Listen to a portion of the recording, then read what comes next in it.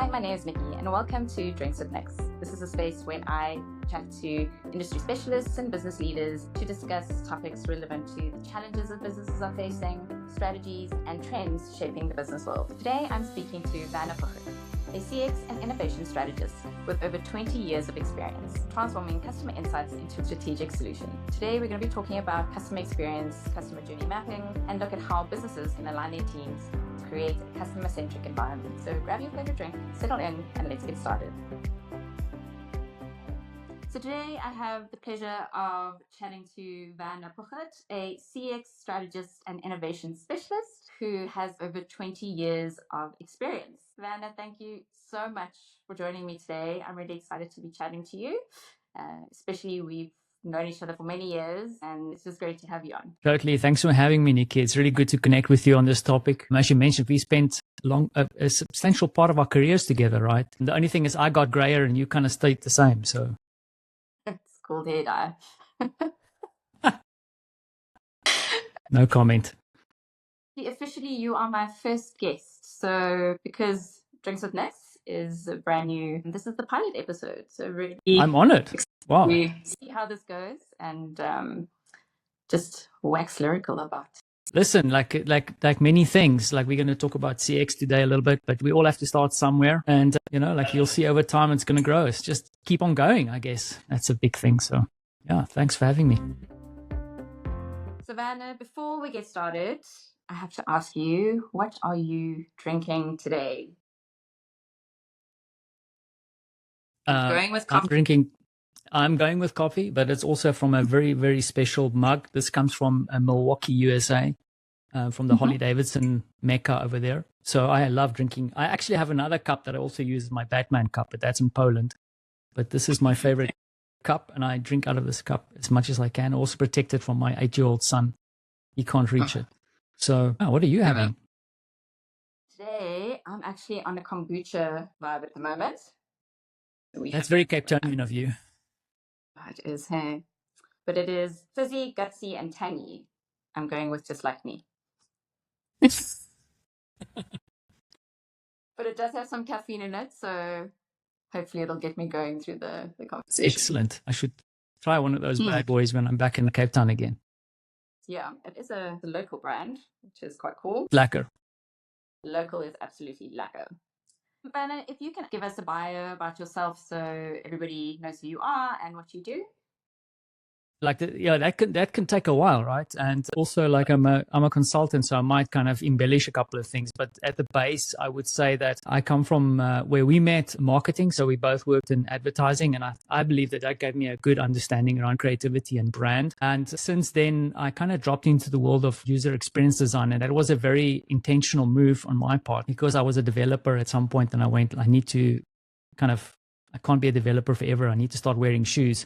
So I went into the world of UX, but seriously though, I was always interested around how can technology solve problems for people and stayed in that world for a long time. And UX has changed over time. Like, for example, these days I feel it's become a very interface or touch point driven discipline. And I've kind of worked my way into, working from consulting and then into more of a customer experience mix of things, right? I guess if you whittle it down, I love solving problems that are important for people. And also, because I'm also ex-Deloitte, I like to make a little bit of money by doing that, right? And I believe those things aren't mutually exclusive, right? They are like combined. We love solving problems, and I think that's why we spent a lot of time together. We came from different backgrounds, so me being media and you being more dev and UX and design. It complemented each other, and I think it worked well together in a lot of the problems that we solved. Yeah, and I mean, if I can riff on that a little bit, I think it's also important to note, though, because it sounds very cool, right? But back in those days, both media and digital technology was kind of like, we tried to kind of break into the business a little bit, right? We worked with a lot of creative people. The above the line kind of work was still very strong and a lot of investment there. Like I think we started working when there was still MySpace. So the reason I mentioned this is that, and I think I don't know about you, but I've carried this attitude along, is that this whole South African thing of a boer maak 'n plan. A farmer will always make a plan, right? You work with what you have. You work within the constraints, right? And I think back when we started, we had to solve a lot of problems. We had to win customers over or clients over towards investing in digital. we had to work in a way where we could show for the target audience that there's value in this. We created experiences, but we had to kind of bootstrap it. And I think that is something that I've carried along throughout my career. It's like, how can we make, and sometimes to my detriment as well, it's like you have this attitude, yeah, we can make anything happen. Like, let's just plug that in here and this wire over there, and then you short out the house. But right, it's kind of that attitude, and I think that's super valuable. So that's how you learn, right? By shorting out the Totally. house. I mean, we learned a lot, right? Like all the screw ups. Exactly. And I think that's how you grow and you learn. Maybe this is just me, but there's not as much willingness to make mistakes. There's different things, and maybe also because I'm getting older, is also when you get older, you don't want to, sometimes you feel nervous about making an experiment and failing, right? There is this thing like you fail, that's part of learning, right? But as you become more experienced and more confident, like this experimentation thing, sometimes you see as a risk. There's also this thing that I listened to and made me think and reflect upon this a little bit, is also that there's this Silicon Valley thing about move fast and break things. And now especially people are sick and tired of that. As that, and I think that term has been used in the wrong way, where we wanted to experiment carefully, measured. A lot of people see experimentation as this move fast, break things, or in a lot of things that's happening in the world now is like, let's destroy things. And that's the wrong term, right? So I think sometimes you feel a little bit like apprehensive, like I want to go and experiment. How is it going to be perceived? And the other thing is also, will I be able to take people with me on this journey, right? It's not just about you or on your own. It's like, do you have a team around you who will support this, right? Do you have leadership around you that will support this experimentation and exploration? We know that customer journeys are perceived differently depending on the area of business you're in. Based on your design and strategic experience, what does a customer journey mean to you? What is your definition? Yeah, I mean, I'm not one for like defining the damn thing all the time because you get stuck, right? But in my mind, I always see a customer journey as a non-linear experiential journey that a customer goes through when they interact with your business, right? And that can be fundamentally very easy to map out or to observe, or it could be very complex, right? And I've worked in a lot of companies where it becomes very complex.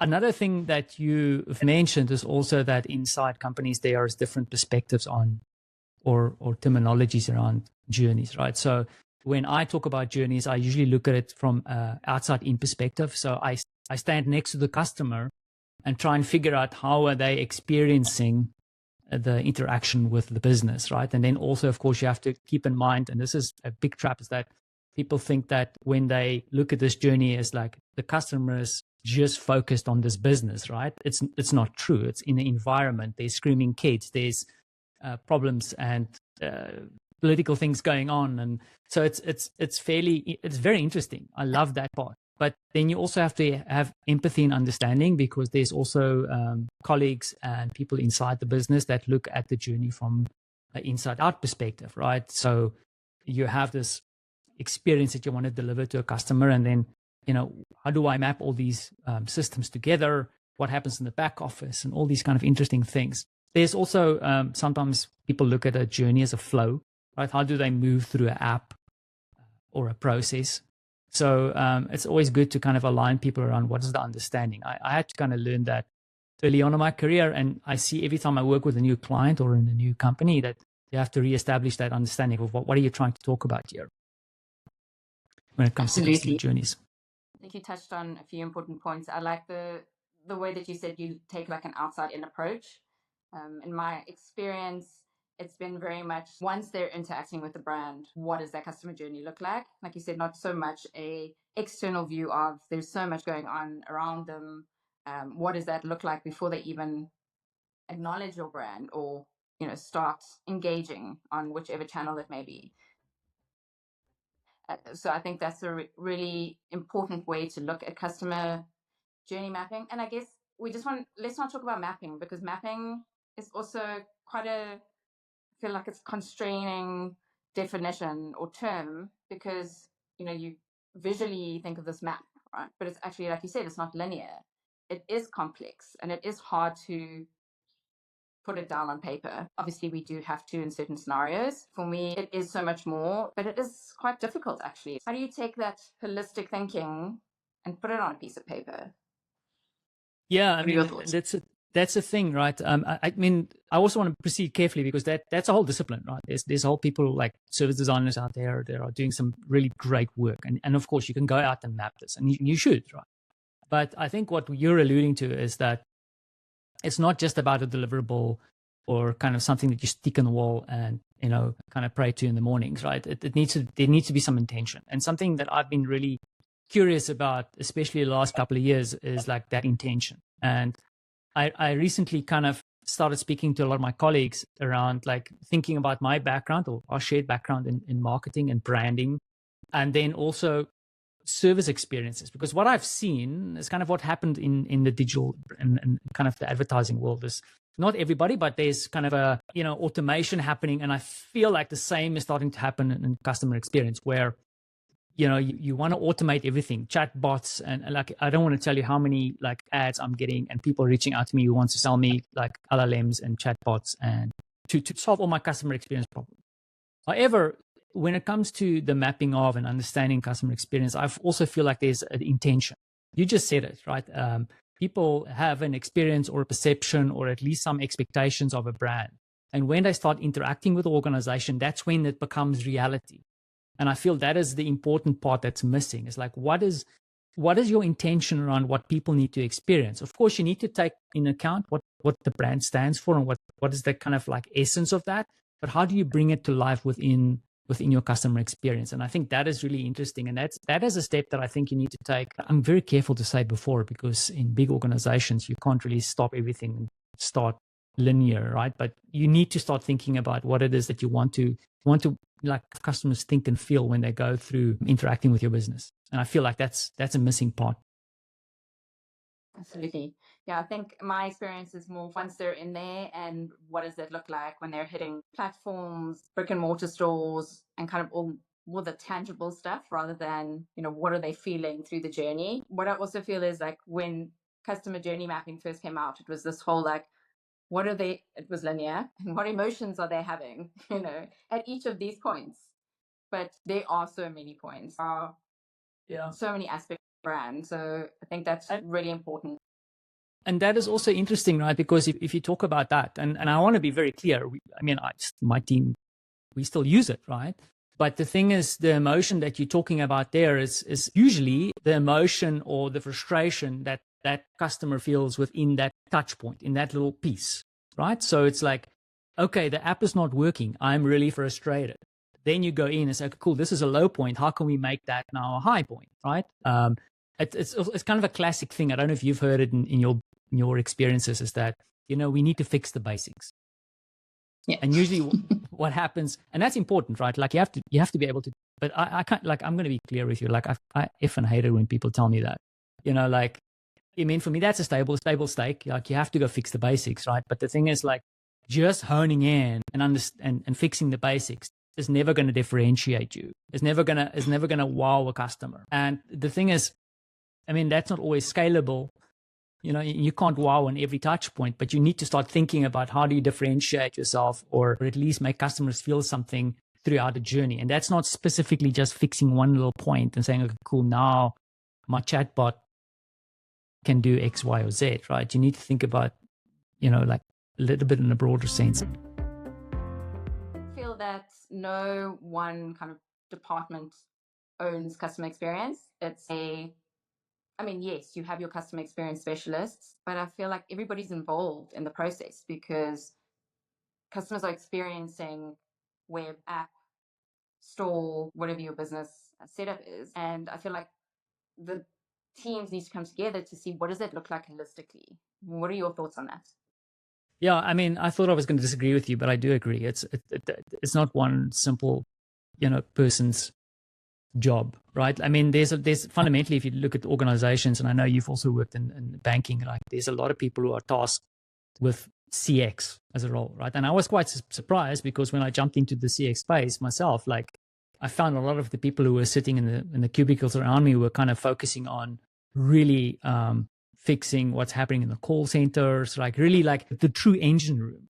But if you think about customer experience, there's people who work on journeys, owning journeys within the business. Some of those are like little fragmented pieces of the journey, but also end to end, and they take care of kind of more the formal side of it. But then even your frontline people should be concerned with customer experience, right? And it also kind of this thing that I've started buying into a lot is that perhaps also the statement around like, take care of your employees first and they will take care of the customer. And for me, that rings more true than ever, right? For example, in the businesses that I'm currently working in, we are relying a lot on people selling products to customers who actually walk into a store, right? So they are representing the business. So they should care about our customers, right? The thing is, the challenge for me, though, and the way I see it is that as a consultant, when I worked as a kind of independent consultant, like I was obsessed with my customers, right? I've believed that being obsessed with my customers will then lead me to revenue, and it did, right? But when you work in a big organization, how do you get everybody obsessed with their customers, right? And I guess it starts off in HR, kind of, is how you treat your employees, but you also have to have certain programs and things in place that help people kind of become more sensitive towards kind of serving and becoming obsessed with delivering good customer experiences. I mean, you touched on a good point there. The previous organization I worked for, that was a very strong focus for them. And I could absolutely see, and the focus I'm talking about is, treat your staff right, and they will treat your customers right. And it is a very strategic and important approach, because it just holds true. Like, if I saw the difference between how staff really lived the brand by the way they were being treated versus other organizations I worked for that didn't have the same mindset, it was kind of chalk and cheese. It really does make a big difference. I'm totally down with that. Like, I actually have an example from our past. I don't think you specifically worked on this project, but at some point, one of our key clients, they got an award for customer service. They were number one in South Africa or something like that. And they supplied us with a fairly large budget to celebrate this. And at that point in time, we actually went back with a very bold pitch to the customer. And we said, listen, we believe that instead of doing the billboard or the TV ad, let's spend all this money on the employees, on the frontline staff. Let's celebrate them, because we believe if we do that, they're going to feel, so when the customers come into this business, they're going to feel that celebration. And to this day, I'm still very disappointed that we couldn't pull this off, because it ended up being a billboard, right? And I think this topic is going on for a while now, where, I mean, I'm talking about 10, 15 years ago, where we say, let's celebrate the employees and they will take care of the customers. The other thing that I would also say, though, and maybe this is something that you'll touch on later, is that something that I also think is important when it comes to CX and the ownership of customer experience is that, what is the C-suite saying? If they don't believe that customer experience is a potential revenue spinner, is a differentiator, is something that needs to be focused on beyond just lifting up NPS scores, then you have a problem. As an old customer experience person like myself, I would be very careful to work in a business like that. As someone coming into a business like that who is growing their career, that makes sense, because you can experiment and you can really win the small battles, but you're going to struggle making headway in the bigger battle if your executives don't buy into the concept of delivering remarkable customer experience. I completely agree with you. It always starts from the top down. And if it doesn't, you're going to struggle. If that mindset and that buy-in is not at the top level, you are really going to struggle. Yeah. Like you said, you can have the small wins, but you're not going to make that big change and difference that you're looking to make. Yeah, I mean, I've totally built a beautiful career. And I mean, I think a lot of my user experience colleagues have the same experience. I mean, they even have it more tougher now. I believe that UX is like losing their seat at the table at the moment with automation, offshoring, and that kind of stuff. And, like, I built a really great career. But the thing is, I had to really focus on the small wins. And I've been able to work with a couple of companies that were really like focused on solving user problems. But when you start looking at the bigger picture, it becomes a bit of a challenge if the business doesn't buy into that, right? There's battles that you can fight. And of course, also as someone who leads teams and want to make a difference, of course, it's also about the language that you use when you walk into the executive suite and trying to convince them around certain initiatives around customer experience, right? Because I mean, something that I've been thinking about a lot the past couple of years is how do you link, building great customer experience with revenue. So for example, one topic that comes up, I mean, it's not even in my business, but in a lot of topics is like, we don't want people to phone the call center because that is expensive. So how can we solve that issue, right? But then I'm going like, okay, cool. But if they don't phone the call center, which is very expensive, it's like you're giving up an opportunity for people to connect with the brand to really solve problems, right? So it starts becoming this really tough conversation. But I mean, I'm not pointing my fingers. It's just I'm thinking, how can I come up with solutions and ideas to not make that a focus anymore? How can we turn that into an opportunity, right? And you're only going to be able to turn that into an opportunity if you start speaking the language of, let's say, the head of sales. Like how can you convince that person? And that is a challenge at the moment also, is to bring the people around the table to show them there's certain value. The other thing that I can riff on a little bit is also scale. Scale is also something that is something that stuck with me for the last 10 to 15 years, walking into big consultancies, right? Like in a little agency, you can make a huge impact by doing something really quick and easy. I mean, we used to roll our campaigns like I don't want to say like probably in 3 weeks, we put something together, excluding production, of course, right? And we got it out there and the magic happened, right? But when you're starting to talk about these big organizations, it's tough, it's scaled. There's a lot of people involved. But then I also think that sometimes we think about like, yeah, you have to have programs in place to fix the basics, right? But then can we also have something in place where we look at where's the opportunities, right? And there's this great methodology or term, like what is the peak end rule here? Like where does the peak of the experience happen and how do you close the experience down? Like there's always going to be customers who aren't happy. There's always going to be like a call center person is like not having a great day. But how can you identify things in the customer experience that is potentially going to leave someone with a kind of a better impression of your brand? I think if you speak to anybody that is involved in measurement, and especially customer experience measurement, it is, for me, it's exceptionally difficult to show the value, right? You said it needs to be pulled down to the bottom line, but how do we do that? Like, what are the metrics that need to be focused on when it comes to customer experience?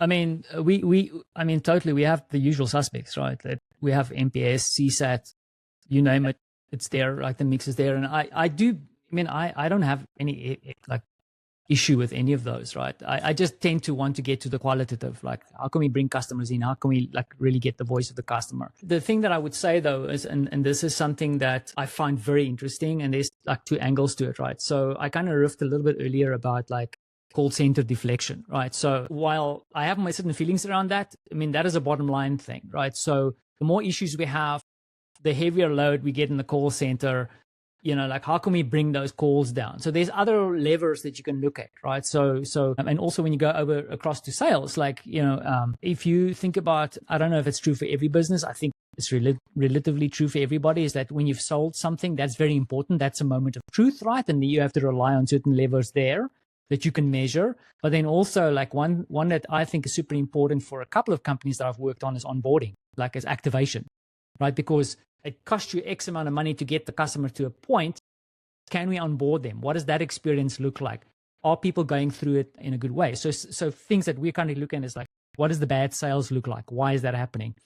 Are we activating customers in a certain way? Are they going through the activation process, or are they kind of ceasing through that process? So those are all things, right, that you can see, you can measure. I mean, I'm talking about call center, but the thing is also the kind of complaints you're getting is also a measure. So that's one way. You can look at all kinds of different measures, right? And all the usual suspects. Nicky, I know you're a bigger expert than I am, like, bounce rates and all these things that can become very interesting. Something else that I find very interesting, and I think different businesses are working, is kind of developing your own metric. We are currently looking at like trying to bring all these kind of data points together to come up with some kind of customer score, right? So something that could be a middle ground when we have conversations around different products and services, right? Like, is the score going up? Is the score going down, right? And how is that score connected to revenue, right? So I'm working on a couple of projects now where, I mean, at the moment, my hat is more on the customer experience principle strategy side. But even for me, I'm trying to kind of project if we had these principles in place, how would it have impacted this project that we knew failed in the past, right? And I try and test that with colleagues. We're also trying to kind of pilot certain little initiatives to see if I implement some of this, can we measure them and see if they have an impact on some of the smaller pilot programs that we are running, right? So the measurement thing is tough. And I think the biggest thing, and I'll shut up because I would like to hear what you say, because you're much more expert than me when it comes to the real metrics.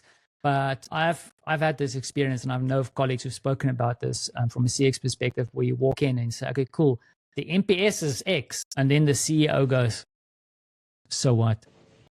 Like, what are we doing? Like, what can we do about it? You know, like, so what? And that's a big one. That's a challenge. So this is one thing to have the metrics, but like, so what? But what has your experience been? Yes, I think what I find frustrating, I think more than anything, like with like NPS scores and even kind of call center data, is that it's not, I'm going to use real time, right? It's not as frequent as the other data that we can use. So even with it's, your channel data, it's your even chatbot data, like any data that you can get automated and centralized, and even if it's being uploaded every day, every 2 days, you're able to use the data right then analyze it and come up with insights where you're waiting for things like NPS, etc. So your customer score is going to take a lot longer to measure than the more frequent measurement metrics. So yes, I absolutely have experience in the channel data and the sales data, even sales data. They check their sales every week. You get sales reports. You can bring that in. For me, it's where I struggle, and I think it's where you're talking, is that NPS score. However, the so what is when you bring it all together. It's bringing it all together to tell a story. If our client score looks like this, how did it affect, like you said, sales? How did it affect how people were engaging on our channels, etc.? So that's where a lot of the insights come in.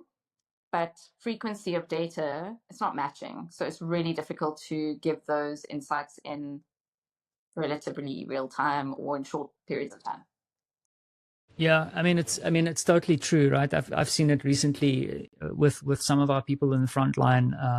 They really want the real time stuff happening, right? Like I personally hate the word dashboard because I think it's overused, but they want to log into some kind of cockpit and say, okay, cool, this is the health of what's happening at the moment, right? And bringing all that information together is really tough. And sometimes I also feel, and I've noticed this, and I think it's because of my background, because I think I've done too much innovation theater. That's a bad thing, actually. But with one of the key things that you always have to ask yourself when you work in this kind of design thinking space, that's also become a cringy term, but is that, am I solving the right problem? I always joke about all the world's problems are just interesting design challenges in disguise, right? But the thing is, like, you have to fall in love with the problem. And sometimes I feel like your data, like, unearths a problem and you think that is the actual problem. But is it really? Like, are you looking at it? And I think this is the thing that's happening currently with technology, is that it lifts out problems that are super obvious. It's conventional. But can we think of it in a different way? Can we reframe the problem a little bit? I mean, I can give you an example, is that we have frontline areas, right, where we rely really on this frontline to drive revenue, right? So any other interactions that come into this frontline that doesn't drive that is a problem, right? But the thing is, so how do we deflect those non-viable things, or maybe reframe it? Like, how do we turn those into opportunities?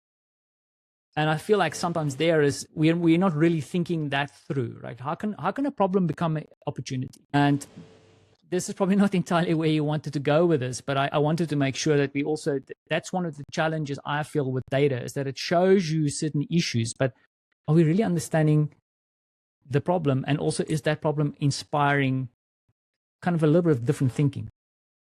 Absolutely. I completely agree with that.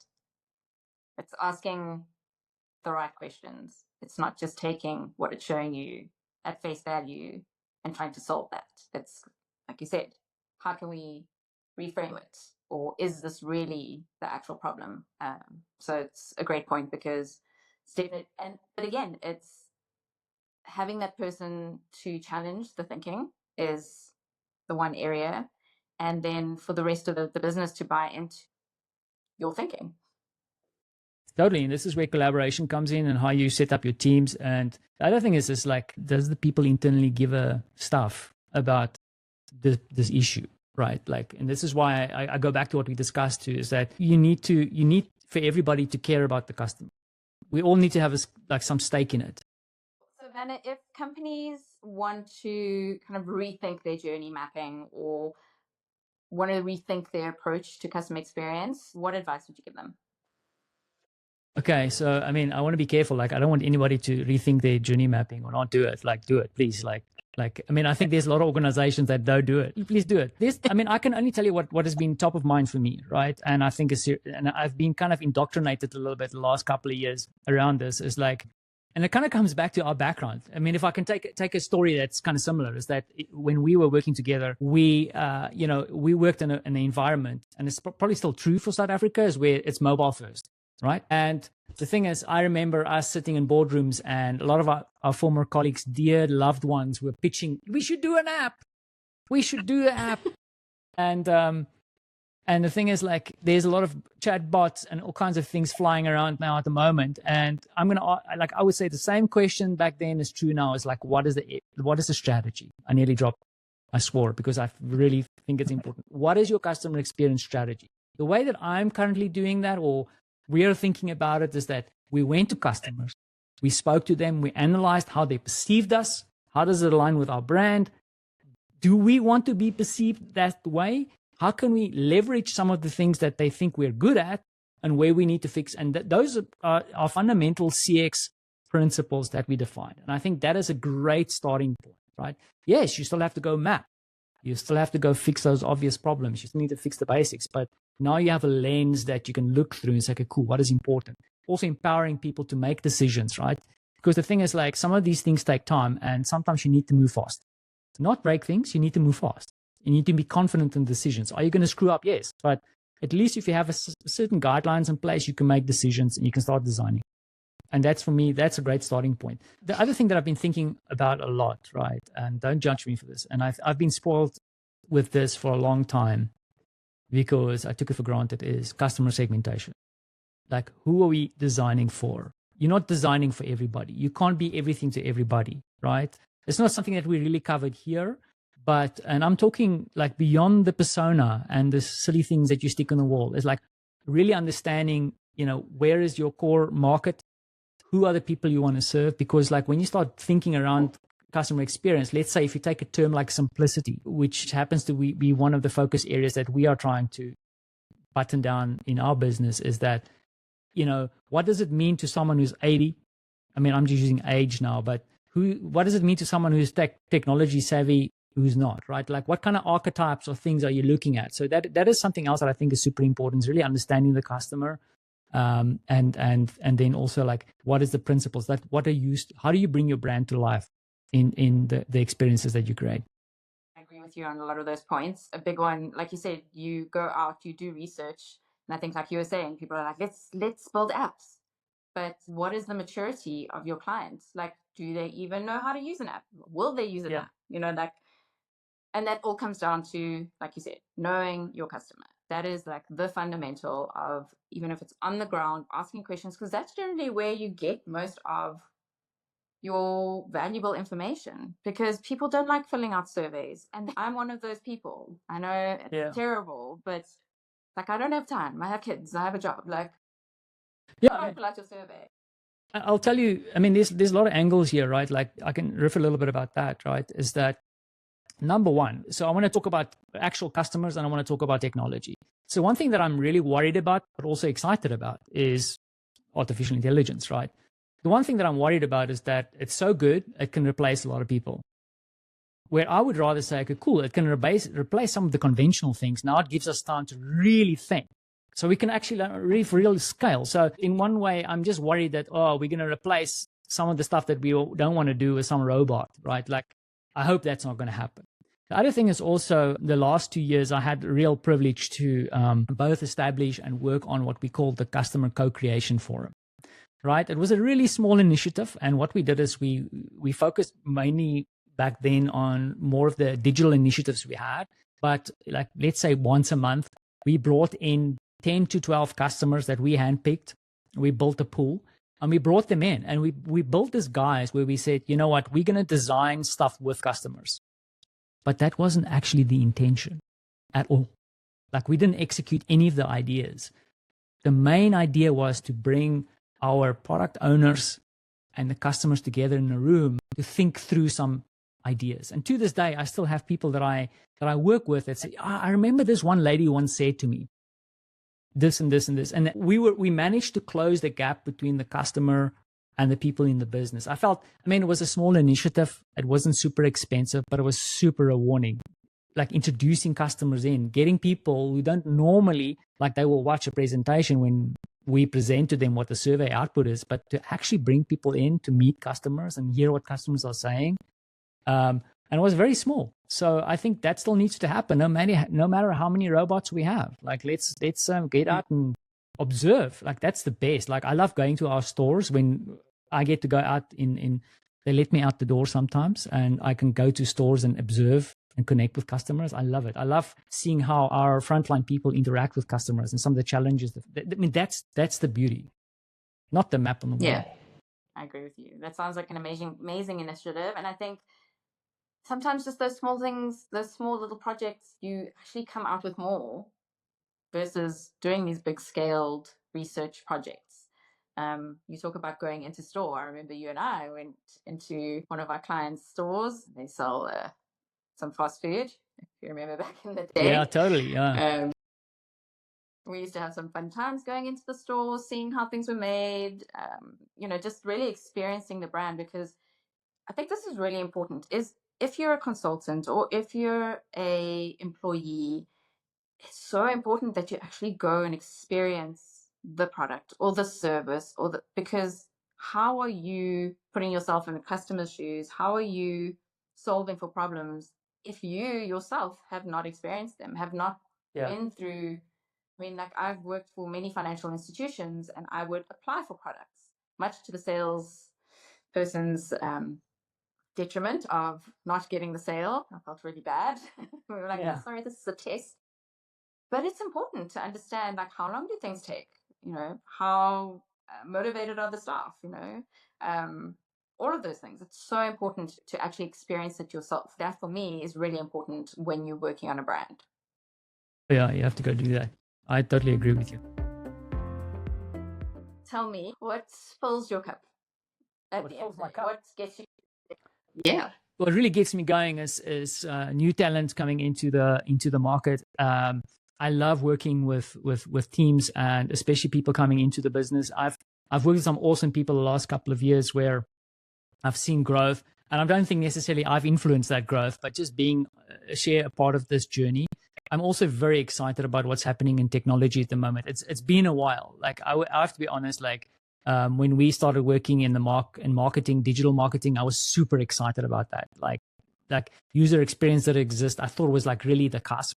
And I got a little bit blunted over time because, I mean, we went through NFTs and all kinds of nonsense and blockchain. I mean, all great in their own, not super excited. I'm really excited now.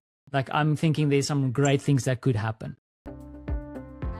Thank you so much for joining me. We've had a very long and insightful conversation, and I think you and I can talk for days and hopefully have more of these sessions to bring some more insight from a customer experience perspective. And yeah, just thank you so much. I hope your coffee got you through it. It totally did. Nikki, thank you so much for having me as a guest on. Like, I mean, I think I feel a little bit like, I mean, because, it was great to be the first one on your show, but perhaps people say, like, what is this guy on about? Like, all these fragmented thoughts. I'd love to hear what your viewers think about some of these topics, and perhaps there's a topic or two that we can deep dive, or maybe some of your guests can deep dive a little bit more. I'm really looking forward to see what you come up with next. And yeah, thank you for the invitation. I really appreciate it. Thanks for listening to the pilot episode of Drinks with Nick. A big thank you to Werner for joining me and sharing such valuable insight on rethinking customer experience. If you enjoyed this episode, be sure to like, subscribe, and share it with someone who's navigating the same challenges. I'd love to hear your thoughts on what resonated most for you. If you'd like us to unpack any topic that we discussed in further detail, drop a comment below.